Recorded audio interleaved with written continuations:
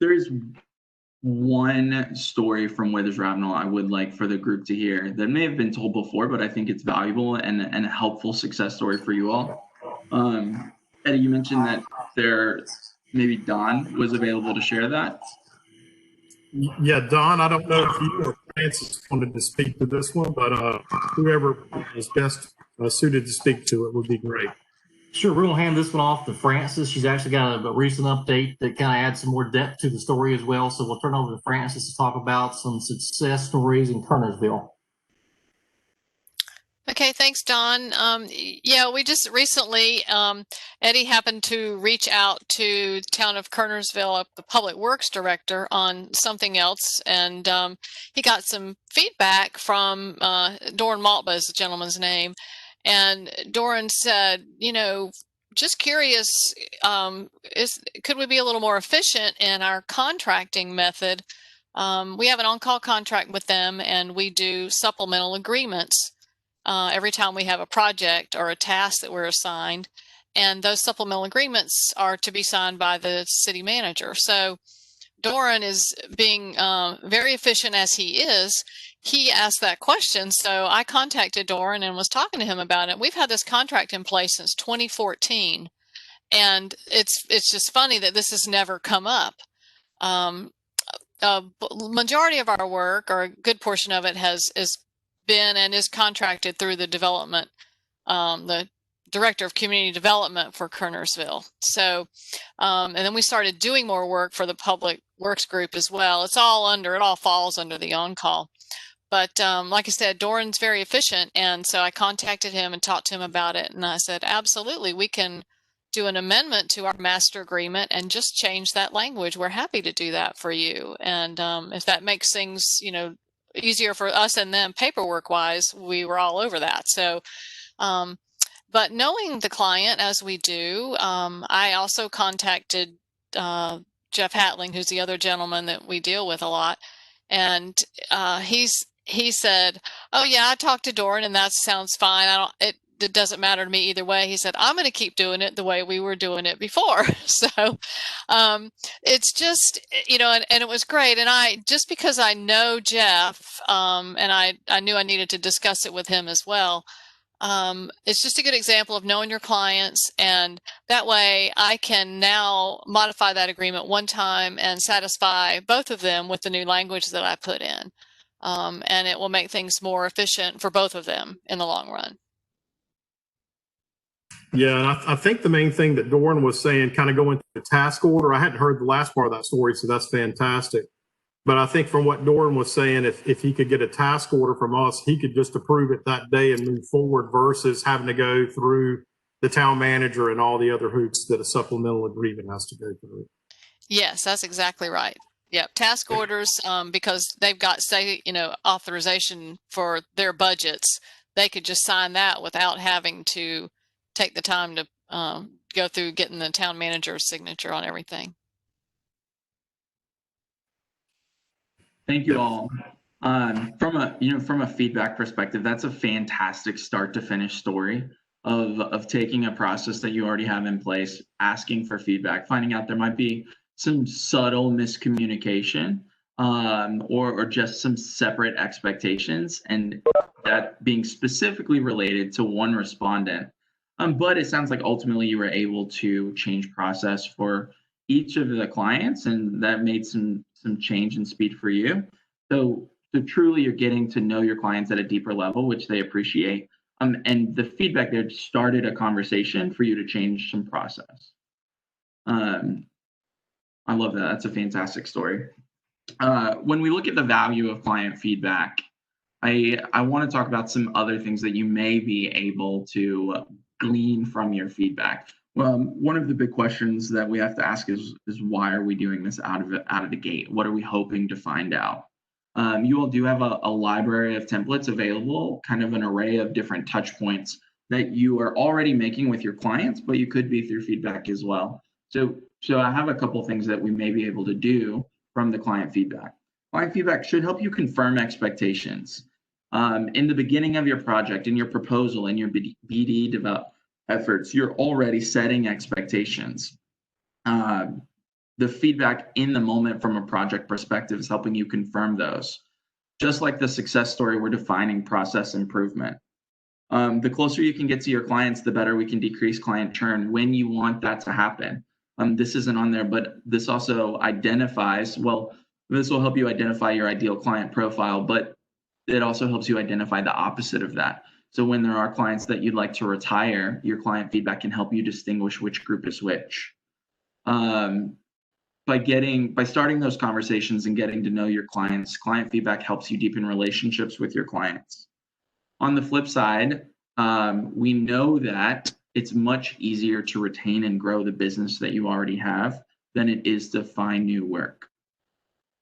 Because of that, the client feedback should help you identify who your raving fans are. It creates selling opportunities and helps you build or expand your referral network. One of the many things that we've heard from Eddie all along the way is that Withers Ravenel, by and large, is projecting a platinum standard.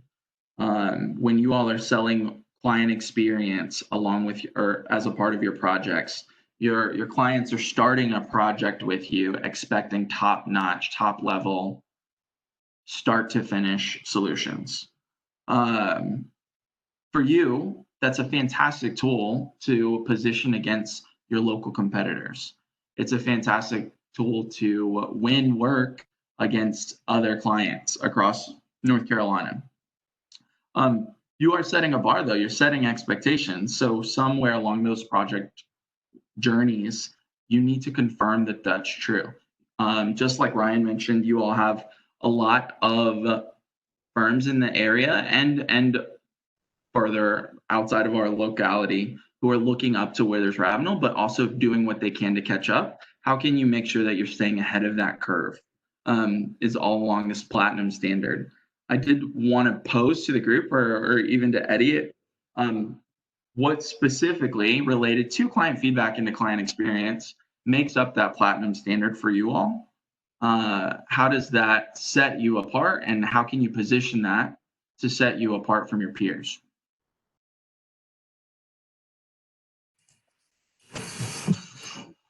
I can answer that, but I'll open it up to the floor first. Does anybody have any kind of thoughts from their point of view of setting that platinum standard, what the benefit to us, the benefit to the client?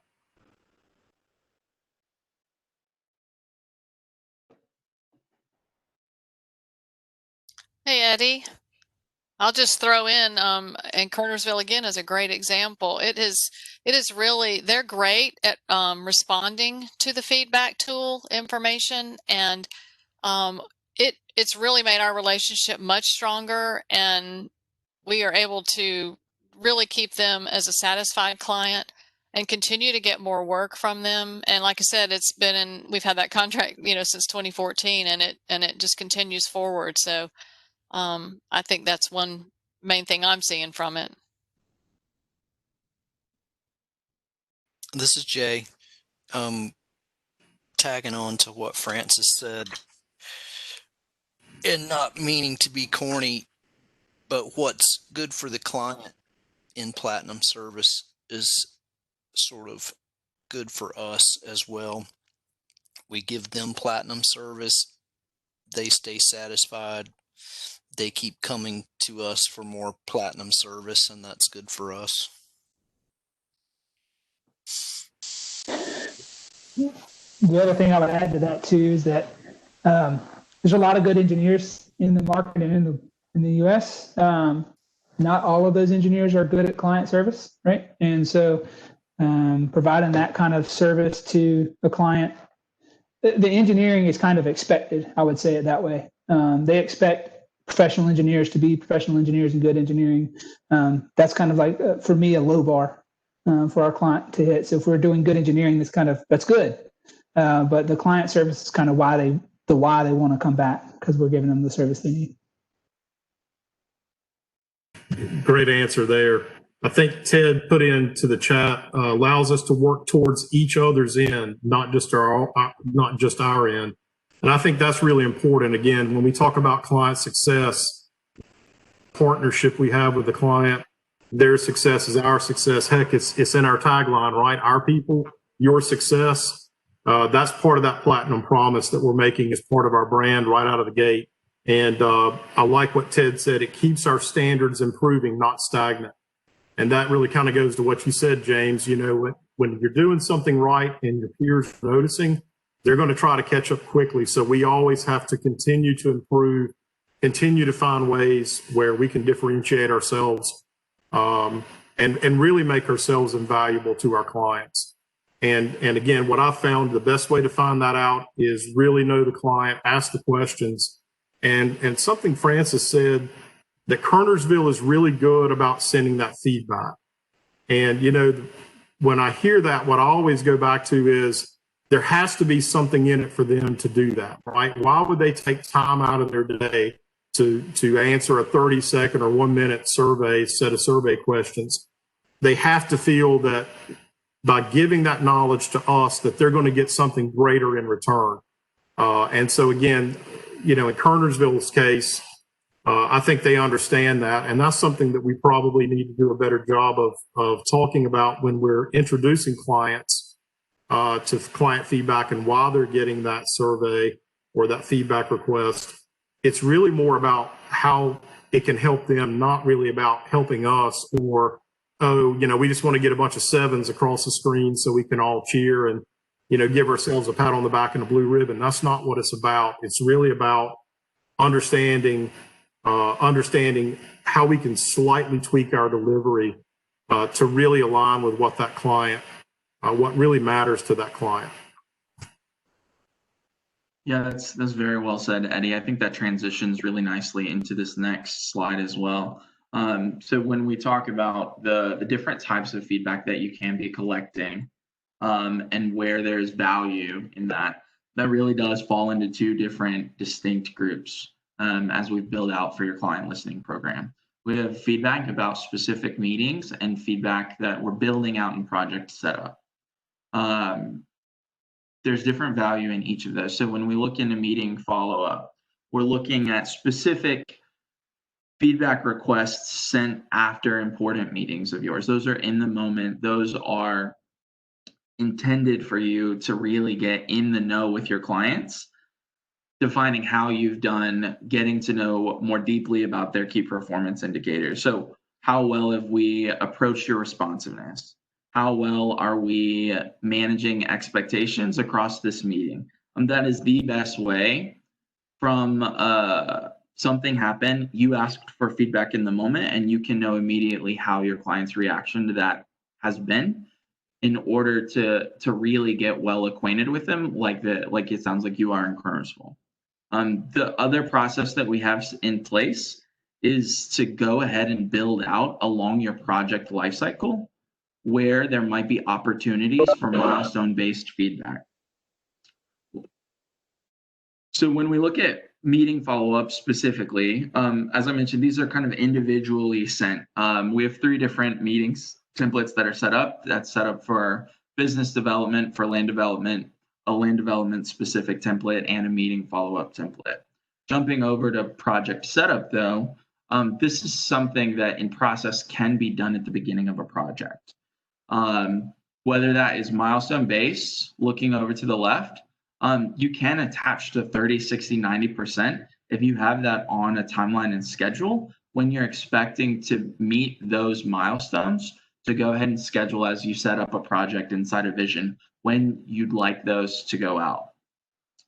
Later, Eddie's going to walk through specifically how to send inside of Vision, and that will show where you can schedule things for the future. We also have some processes in place that make sure that you get reminded via the client feedback tool. Hey, you have a survey that's meant to go out soon, in case you need to make edits or do any changes. There are other templates available to you. We're looking at construction administration, documents, geomatics workshops, and client satisfaction. All of this can be planned ahead.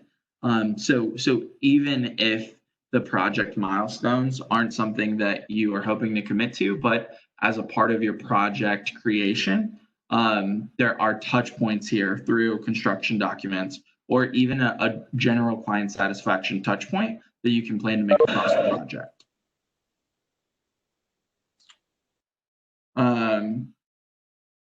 So with that, I'll hand it back over to you, Eddie. I'll jump out and let you show specifically Envision how that works from a send survey.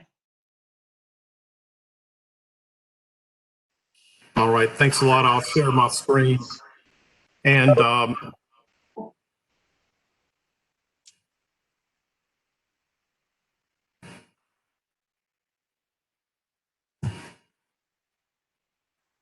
all right, can everyone see the Deltek Vision on my screen at this moment? Okay, fantastic.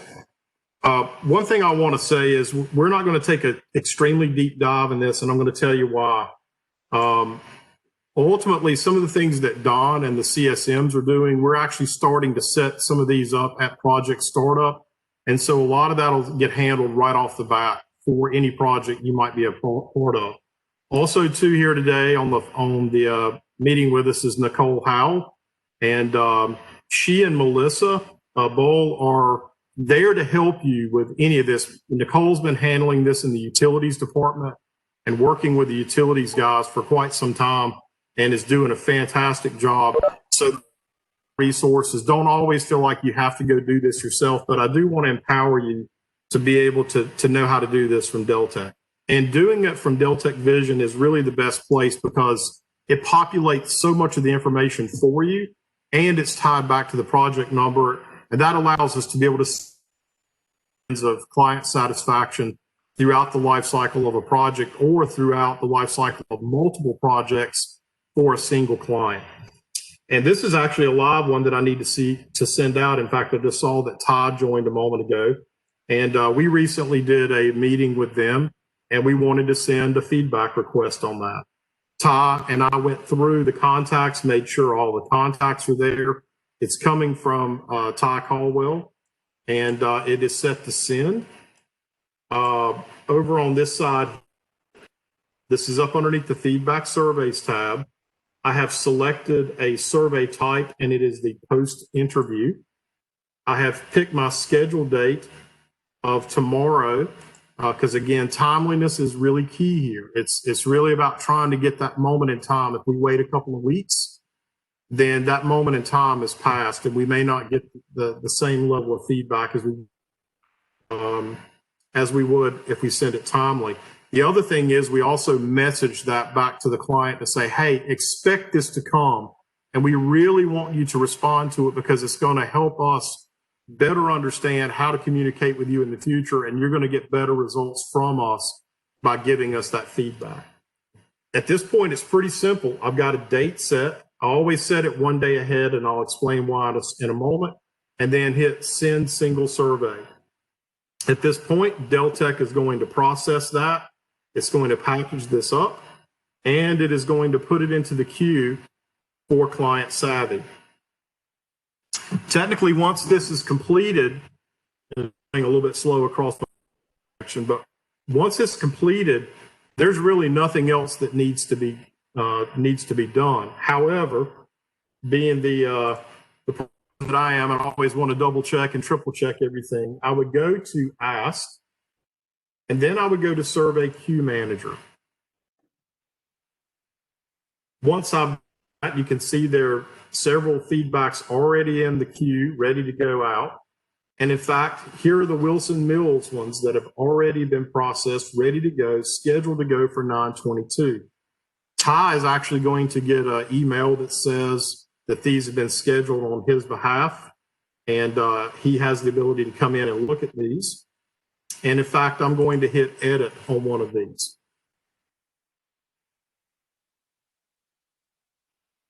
By hitting edit, one of the first things I always do is go review the questions, make sure the questions line up the way I would want them to line up with that particular meeting. If there's a question I don't prefer to ask, I can simply uncheck that box, or I can check it back in place. If I have a custom question I'd like to add, I can actually add it here. And this is a really great place to be able to come and say, you know, specifically, we talked about the turnout by the new pump station location. And you know, I understood that maybe you wanted to turn it out a different way, or we wanted to put some additional screening around that area. This is a great place to really put in a question that's maybe very specific and critical. Did we answer your question? Did we present a good idea? That's a great place to be able to do that. But everything I'm doing at this point is really just kind of me checking to make sure that it looks the way I want it to be, that the email invitation is there. This is boilerplate language. We don't have to change anything here. It's ready to go. At this point, I can just say, hey, add it back to the queue, and this is ready to go. Tomorrow morning, this feedback will go out, and as the feedback comes back from the client, the person that sent it or the people that are on that team will start to get that feedback, those feedback from that. At that point, we can actually look at surveys that have been had replies, and it's really important, something that we're very try to stay very much on top of, is anytime a client gives us feedback, whether they give us 7s across the board or 1s across the board, it really doesn't matter. We always go back with a personal message to say, thank you for taking the time. I'm glad to see that we are meeting or exceeding your expectations in these areas. And if there's an area where we are not meeting or exceeding their expectations, we ask for an opportunity to talk further with that client about how we can adjust our delivery and making that expectation being something that's met in the future.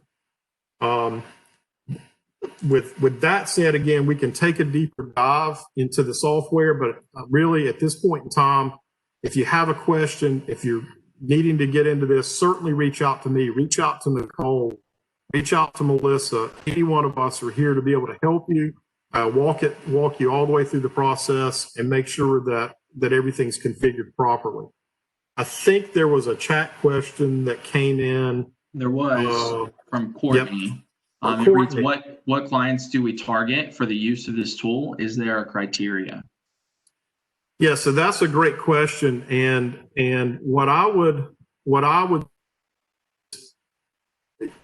in my opinion, we should be doing this with every client we have. Again, I'm going to steal a line from James and Ron. There is no such thing as bad feedback. It's all just feedback. And, if there is an issue or a gap between what the client's expectations are and what we're delivering, not knowing that doesn't mean that gap doesn't exist. And so, again, I actually like it. It sounds kind of odd, but it's true. I actually like it when a client says, just like with Kernersville, well, gosh, if you would send me a task order instead of a supplemental agreement, it makes my life easier. Well, that's a quick and easy change for Francis to make. One, it gets us paid faster, it gets clients, projects moving faster. That's a positive to us. But also it demonstrates to the client that we're willing to adjust and react to their feedback. And that just builds trust in that relationship. And it builds that connection. So next time when maybe something doesn't go perfectly, and I don't know about you guys, I've never worked on a project that went perfect from start to finish. Something always goes wrong. But when that something does go wrong, then we can have a much more pleasant conversation when that level of trust and relationship is there with that client. So, again, I would tell you, any client we have is really a good opportunity. Now, I don't know that I want to send them a feedback request every week. Again, you don't want to wear somebody. Critical points in the client relationship, I think that's really important. Yeah, and Ted just touched on send too many, loses its effectiveness. I agree. We don't want to just turn this into a survey monkey where we're just sending these out to the same people over and over and over again. It needs to be purposeful. It needs to be tied to a project. That's one reason why we don't send out general satisfaction surveys. Those are canned surveys that really don't do anything. I really want to dive into, did we meet expectations at our 30% deliverable? Did we meet expectations after this meeting? Did we meet expectations when we went through the bidding process? I want specific points in the project lifecycle. And when we do that, I think we're going to start to see patterns about likes and dislikes across our clients. And it's going to help guide us for future projects and future onboarding of clients. Sorry about that. Went a little bit deep. I intended, but hopefully that's helpful. Any questions before I turn it back to James? It looks like there might be one, and that's who starts the ball rolling, whether it's this is from Courtney again, you or the PM. Technically, it is the responsibility of the PM to initiate these. Don can speak to this some. The client success managers, they're handling that for all projects dealing with that client. And Don, do you want to talk maybe just a moment about some of the changes we're there at startup? Yeah, thanks, Eddie. Briefly, we're going to start incorporating the client feedback tool schedule when we start up a project in Vision. When we set those initial tasks up after we've won the project, our intent is to go ahead and set up milestones at that point. Have Nicole or Melissa help us with that process more than likely. But go ahead and do it up front when we know what the schedule is, when the tasks are set up, so it's done right from the beginning, and you shouldn't have to worry about it from there. That's our goal anyway, especially on projects we're working on. Yep. And one thing that's kind of a byproduct, you know, if we said we're going to deliver 30% plans on November 15th, you're going to get an email from Client Savvy about a week or two ahead of time that says you have a client feedback that's getting ready to go out for 30%. Well, if there's some reason why we're not going to make that schedule, or there's some kind of issue, that's a really good tip for a couple of weeks ahead of schedule to say, maybe I need to start communicating to the client that there may be an issue. And all we have to do is go in the queue and move that back if we have to move a schedule back. Or that's a great opportunity. The better alternative is to get with your department head and say, hey, can I gather some more resources? We have a critical deadline that I need to make. And again, we don't get caught kind of sleeping at the switch, looking at the schedule. And again, it's a really good tickler to help us remember what was in that contract and what our schedule really means. Thanks, Eddie.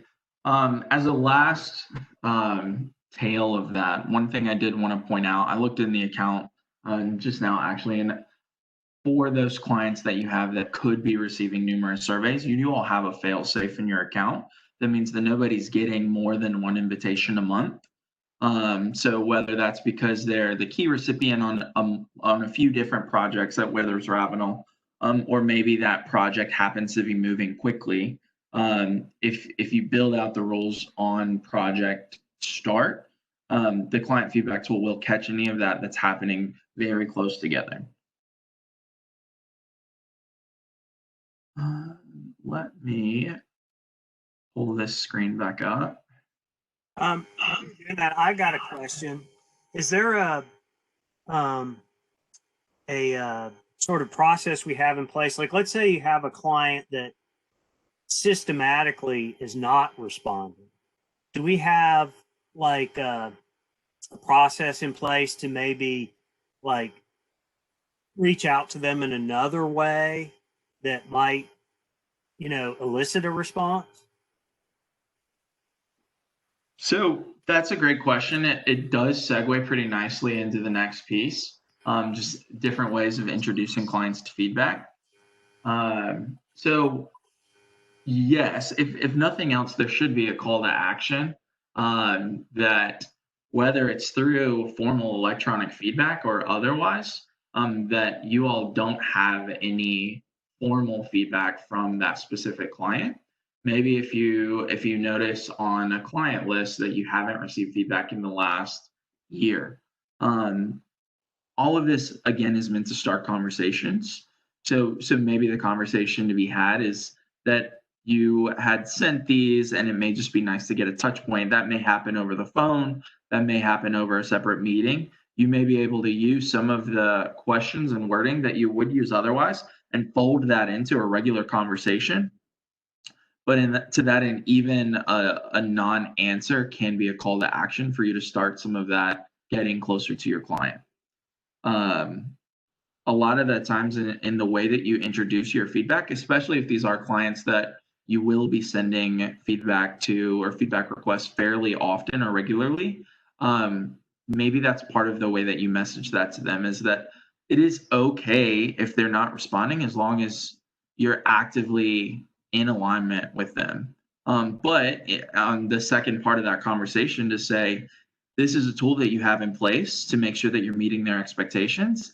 And if you ever are misaligned, whether that's that you're not meeting their expectations, or on the other side that you've done something especially well, that you want to know that from the client, and they can use that or another way to tell you. Does that answer your question? Yeah, and real quick, just FYI, realize every proposal that we send out, particularly in the local government arena, has a page dedicated to our client feedback process. And in fact, every proposal that goes out, a client actually gets a feedback request about that proposal, unless you specifically ask not for that. That I used to be a little bit weary of. I said, I don't know that I want to do that. And it's amazing how many people will respond back about a proposal response that we turned in that said, hey, you did a really good job on your RFQ response, even before they've made a selection on that particular process. I'm not saying that's the case, that we need to do that every time, but that is ultimately messaged in every proposal that we send out. So one of the places that you are dripping this out to your clients is through the proposals. This ideally should also be a part of your project kickoff conversations, whether that is a slide that you're including or just a checkbox to discuss when you're setting your very first meeting with a client. Reintroduce this as a tool that you have in place at some point in the project journey. If you're far enough that you've already scheduled out what that is, you can tell them to expect this roughly at 30, 60, and 90%. It is really important that before a client gets their first invitation, there's some sort of heads up to the process that can be managed from email, normal conversations that you're having, a phone call, but to say you've never gotten an invitation before, this is as a reminder, this is a process that we have in place. We would love to get feedback, and here's why. Mention getting closer to the client. Mention needing to know and manage their expectations. Wanting to know if there's ever a misalignment, whether that's challenging feedback or you've done something well, or all things that really you'll want to do or communicate to them just so you can better serve them.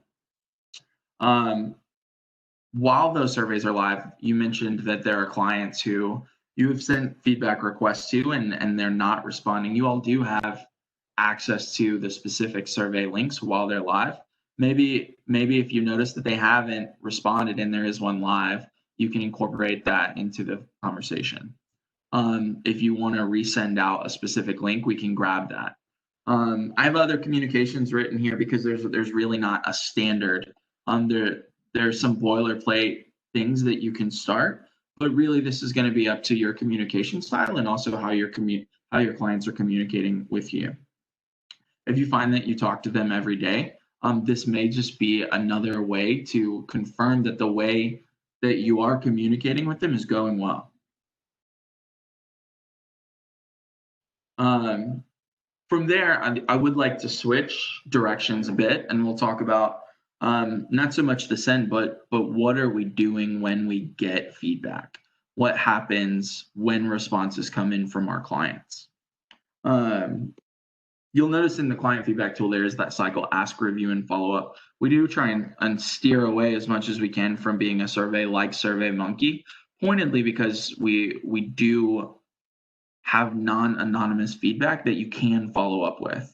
Once you get feedback from your client, though, it changes everything. So when you find out from a client, hey, sometimes our project's going really well, but your emails are a little bit too long. Whether you follow up with that client or not, you're changed just by knowing that information. You will send shorter emails from there on out. You will be better or different just from hearing from your client. It's really important to note that the feedback is about the client. The client feedback tool is intentionally designed to ask about process. We ask about things that happen and not people who made those things happen. The feedback isn't about you, and there are always extenuating circumstances, whether that is on the high side or the challenging side, you have to take into effect what the client has on their plate as well. There's a quick phrase that can help you go through this process. So whenever you get feedback, if you can just say interesting, I wonder why she said that. That takes you out of your shoes and it puts you in your client's shoes. It makes you empathetically think what other factors that client has that they're going through and gives you a better picture of their feedback overall. We will look through a specific response detail and how you might look through some of that feedback to get a bigger story. But curiosity does lead to empathy. It helps you get to know your clients. This is something that we say often, and I hope that this message is conveyed and well disseminated at Withers Ravenel, but truly the scores don't matter. It's tough to say, especially in the AE space, knowing that we have scores related to the feedback, but ultimately the scores don't matter here. They're only a reflection of the person that's given those scores, and this is meant to lead to new conversations. I've said this a few times already today, but whether that's the feedback in the moment after a meeting or a challenge that's highlighted at 30% on a project, or even a non-response from a client, all of those trigger points have calls to actions that should lead to deeper conversations with the client. We want to be as closely aligned with them as we can and to make deeper relationships with the client base that you have. This is another tool in your toolkit to help you do that. I do have some a quick five checklist for you to consider as you get feedback in, whether that's for the first time or your first challenging response from a client. Take 5 minutes before responding. Get your feedback. Take a minute to process that. Ask yourself, I wonder why she said that. Always start out your follow-up thanking your client for the time.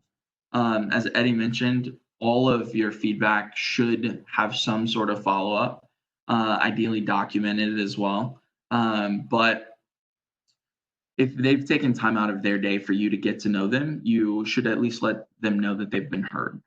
Acknowledge what they said, invite them to a conversation if needed. One of the best things that you can do as a value add to your clients when there is any sort of misalignment in expectations is to invite them to talk about the feedback. Be transparent about the conversation, but don't catch them on the fly to ask about a challenging mark. There's no way to back into a corner with the nicest smile and a set of flowers to say, why did you give me that low score? Out of a reaction, a person can only sort of build a defense case immediately. If you give them some time to prepare it, let both sides come to the table and have a more goal-oriented conversation, which leads to the last point. Develop a plan to process or change the process. Even if there's some work done prior to that conversation, or if there's an opening to a conversation that leads to process improvement. This is exactly the Kernersville story. This is meant to make you all better, to stay ahead of the curve, and to get to know your clients better for both retention and expansion. For Withers Ravenel specific follow-up expectations, there is some timeliness to challenging feedback. So our scale is pre-selected at a 4. It's a 1 to 7 scale, and there's some verbiage that goes with each of the numbers. So a 4 is met expectations. Anything below a 4 is considered challenging feedback. So even if it's just a slight frustration, a 3.9, there should be some sort of documented follow-up within about 3 days for that response. All of the feedback, though, does deserve follow-up, and it should be documented in the client feedback tool. With that, I'll switch directions over to the client feedback tool. I'm going to jump into the client feedback tools account. Let me stop this presentation. Rather than Withers Ravenel, Eddie, I was this close to sending a feedback request to myself, and then checked the firm managers and realized there are a number of you. So I was like, well, let me send this to myself instead. Here we go. So you all do have alert settings through emails, which means that when you get feedback from a client, the client feedback tool will actually send you an email that says that you have responses. There are some calls to action there, but if you click on that link, you have a direct link into the client feedback tool that's going to take you to the survey answers report. I'm going to drive in from the home screen here. So you'll notice that upon logging in, if you do have new feedback, there's some alerts that'll show up. There are a couple different ways that you can drive into this follow-up. But for the review portion, again, here's the cycle: ask, review, and follow-up. You can either go to survey replies or response details to see a full breakout for those responses. In this example, I'm in response details now. I have access to a number of senders, so I have sorted this for just myself. The default view is going to be back to the last 30 days. So if you want to look farther back on a client, there's a number of ways that you can slice and dice your data through these filters to see a bigger picture.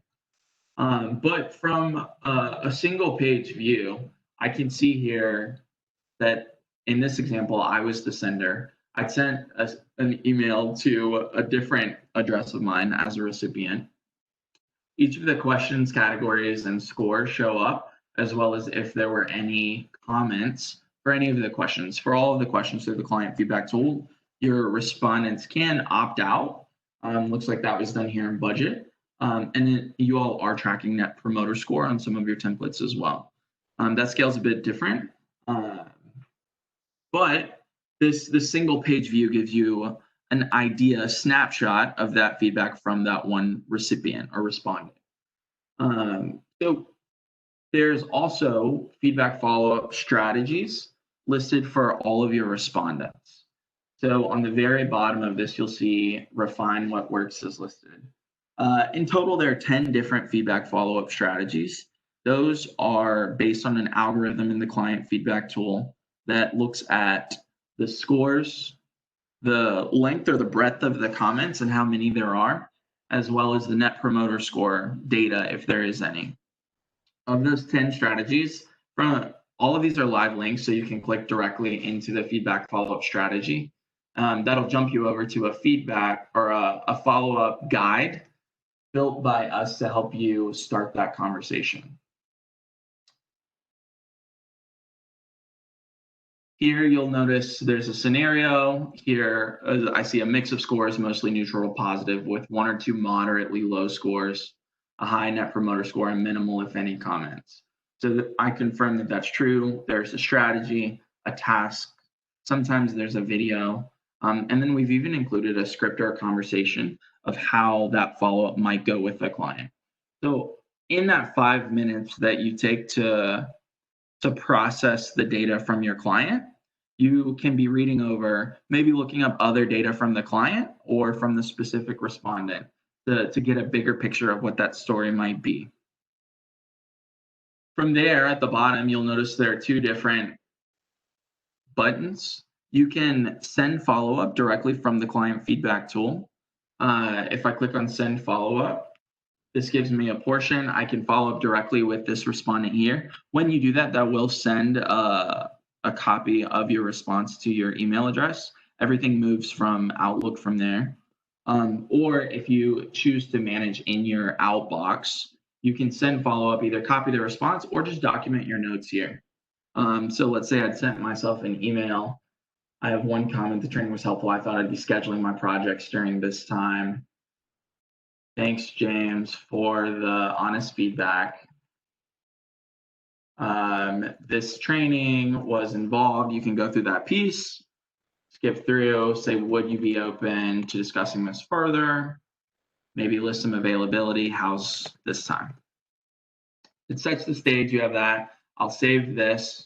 This follow-up is documented in the client feedback tool then, which allows us to report on that and know that there was some follow-up action taken.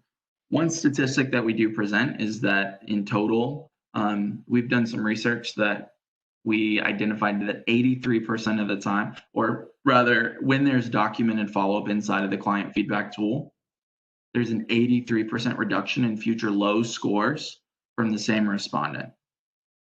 When they give you some challenging marks and you take the time to establish a process where you can ask for feedback and document and follow up the change that you've had with them, whether they are more likely or more inclined to call you before that challenge presents itself sooner, or they have other ways that they can better express their challenging marks, or you're just getting more closely in alignment with that client, the challenging marks dissipate or disappear.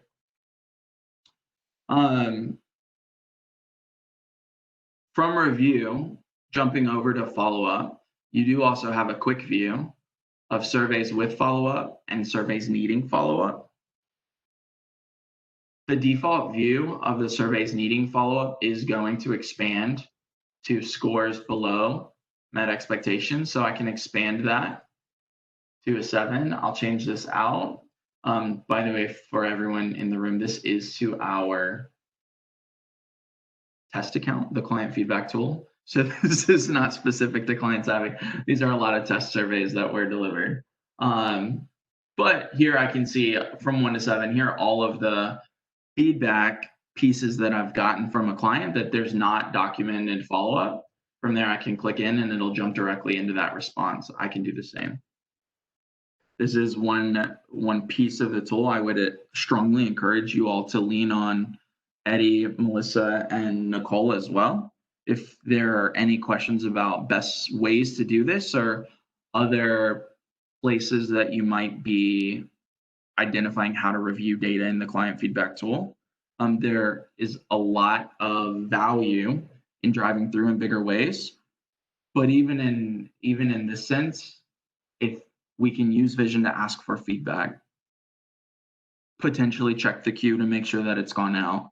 When you get that email from the client feedback tool, click into that one-page view and document follow-up, then we are taking strong strides in getting more closely aligned with our clients.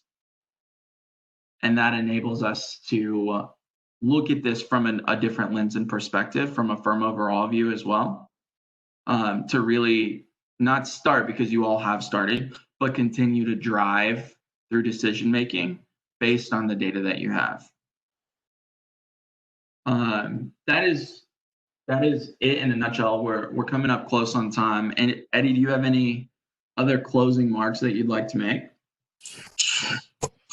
No, just thank you for going through the why today. I think that's always important to come back and look at that. The how is the easy part. It's the why, and making sure that we've got processes in place and that we're all 100% on board on why this is important to Withers Ravenel. Again, this all goes to our 26 fundamentals and ultimately to our tagline of our people, your success. We're making a promise of platinum service. This is one part of how we deliver that platinum service and understand where we can always improve. And I think, to quote Jim Canfield, we're always trying to improve, right? We're always trying to be better. So thanks, James and Ryan, for presenting that to us today. Ryan specifically and James too, but thank you for all the kind words as well. I think this is either our 3rd or 4th year in a row that we've been recognized with client experience awards from both PSMJ and from the Client Experience Conference. And so that speaks volumes to each one of you that are on the call today and those that participate in the program. We do not win those awards without the work that you do and without the satisfied clients that we have. So just want to say in closing, thanks for that.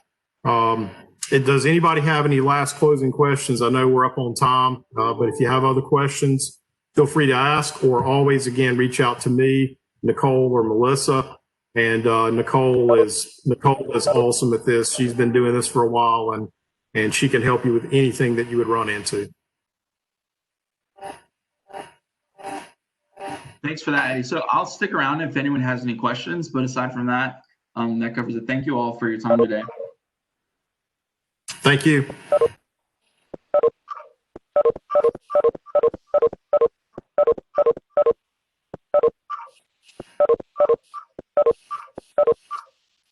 Looks like that may be it. All right.